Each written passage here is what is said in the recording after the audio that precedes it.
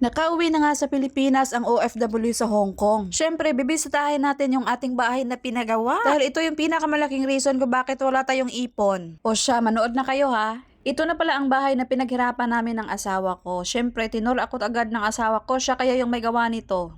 'Di ba? 50-50 yung hatian dito. Kaya naman bago magsimula ang lahat, naglinis na agad si Habi dyan dahil matagal na siyang hindi nakapunta dito. So sa update pala, nakapag-grills na pala kami sa window and meron na din kaming mga doors. Syempre dahil wala tayong utang sa pagpapagawa nito at wala din tayong budget, so every month lang tayo merong update. Yung paunti-unting bili ng materials. At hindi naman halata sa itsura ko na haggard talaga pag nagpagawa ka ng bahay. At natigil nga ito sa pagpagawa ng napakaraming buwan dahil kailangan ko din mag-ipon. Uuwi tayo ng Pilipinas ng Pasko at ganito na nga ang ganda meron na tayong grills kahit wala pa tayong sliding window. O di ba nauna na? O secure ka na yan, bes. Secure ka na dyang tumira. So dito nga sa aming room, ganito pala yung mga room namin. Ayan yung pintuan. Ito yung isang room. Yung pinto, ay hindi pala to. Ito yung bintana at makikita nga yung mga prutas ng mga kapitbahay namin sa likod. Nako, ang dami. Tas naglagay pa ako dito ng Alden and Lisel.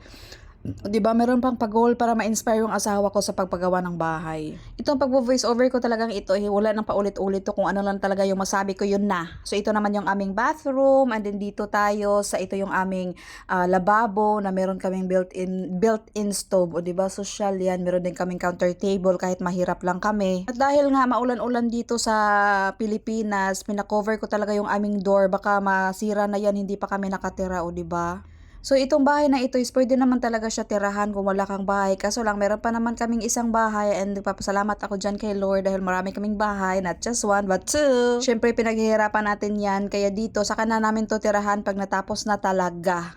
So yung hobby ko pala dyan is relax na relax lang siya, no. Ako yung ikot na ikot, nag-check, o diba excited na excited, naglilinis ako dyan. So alam naman napaka-alikabok, so nilinisan ko yung mga floor. Tapos sabay-sabay kami nagmuni-muni dyan, no. Hindi makapaniwala na ganito na pala yung ating napagawang bahay. Nako, ang laki ng bahay natin. Hindi man kasing laki sa inakala niya, pero para sa amin sobrang laki na ito. Napakahirap talaga magpatayo ng bahay, pero pag masipag ka lang talaga at nakafocus ka sa goal, kakayanin. 'Di ba? Ito nga yung sinasabi nila na malayo pa pero malayo na. O 'di ba? Salamat Lord.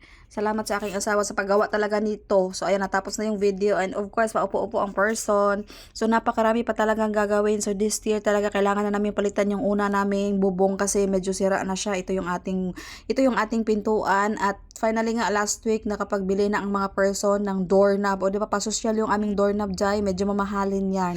Pinili ko na lang talaga na mamahalin yung ating doorknob dahil para hindi na tayo magpalit-palit. So, isang doorknob lang hanggang pang matagalan na yan, no? Pinili ko yung my brand at good quality. So, Yale pala yung ating doorknob. So, kinabit na nga ng asawa ko. Buti na lang yung asawa ko kasi marunong itong magkabit. Kasi pag hindi, kailangan pa natin magbayad sa magkakabit. O, diba? Napaka-social. So, sabi ko sa kanya, bakit parang nagdadalawang isip ka hindi ma-open? Pero sabi niya, hindi, na-open yan.